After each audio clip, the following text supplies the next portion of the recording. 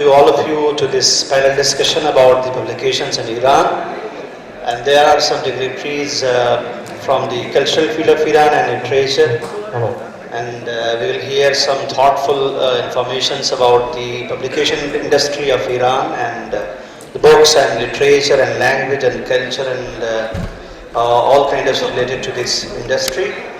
چیزی که متمایز میکنه انسان رو از سایر حیوانات شاید لخت نباشه و کتاب باشه. به نوشتن کتاب، به خواندن کتاب، طبیعتا هیچ حیوانی قادر به این کار نیست. ولی تکلم رو، سخن گفتن رو تو ذهن ثابت کردیم که بعضی از حیوانات هم میتونن صحبت بکنن و بهره‌ای از هوش و بهره جزئی رو هم دارن.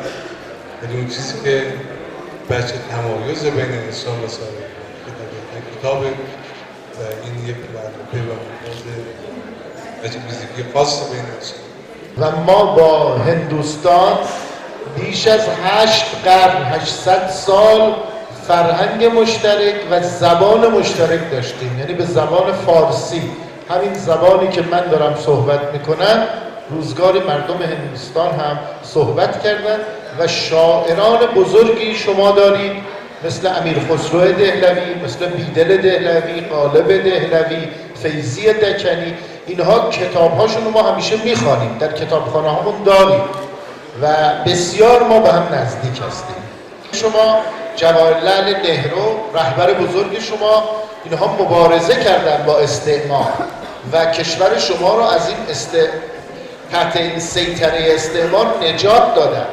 از دوران درخشان ادبیات فارسی در قرون 5 و 6 که ما از هند بیشترین تأثیر رو گرفتیم و کتابی مثل کیلوزمنه به فضای فرهنگی ایران سیطره قدرتمندی داشت تا دوران گورکانیان که دوران طلایی ادبیات فارسی در شبه قاره هست و ادیبان ایران در هند تأثیر فوق‌العاده داشتن، همواره پل‌های ارتباطی بین ایران و هند قوی بود از مسیر کتاب.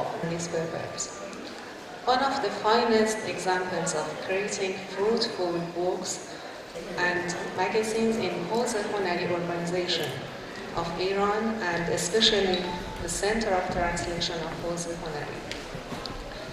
They publish thousands of books just 1 year, some of which become bestsellers across Iran because people like to read good books.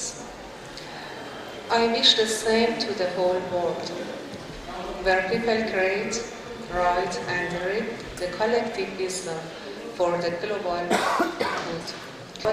جایزه منطقه‌ای کتاب سال در هندوستان شده و همینطور به زبان‌های دیگری، به زبان انگلیسی هست، به زبان‌های دیگر هم چاپ شده به 14 زبان زنده دنیا.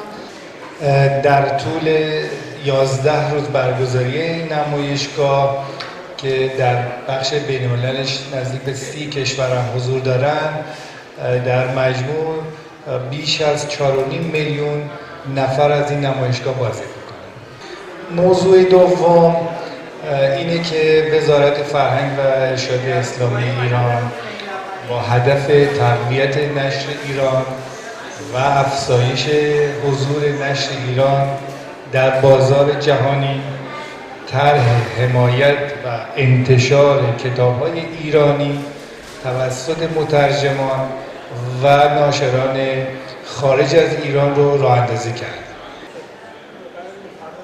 این مرکز وظیفه داره که آثار ایرانی و اسلامی رو به زبان‌های دیگه ترجمه و منتشر بکنه در سایر کشورها. آثار ایرانی اسلامی هست. همونطور که آقای دکتر سالاریان فرمودن، یک طرح حمایتی از طرف آن مرکز به نام طرح گرند و طرح کاف هم هست که ما این رو دنبال میکنیم و این دو طرح حمایتی به صورت هم‌افزا در این هدف دارن با هم دیگه قدم برمی‌دارن.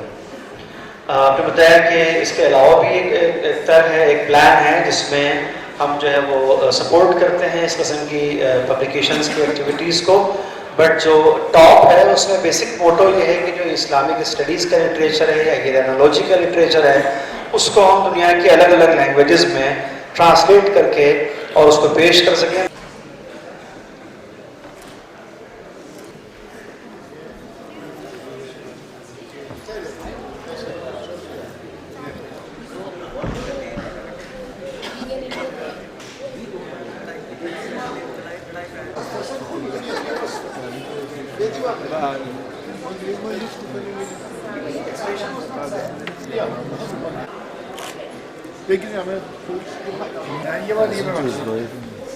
پشتش خونده نمیشه. نه یه دفعه از این گرفتیم.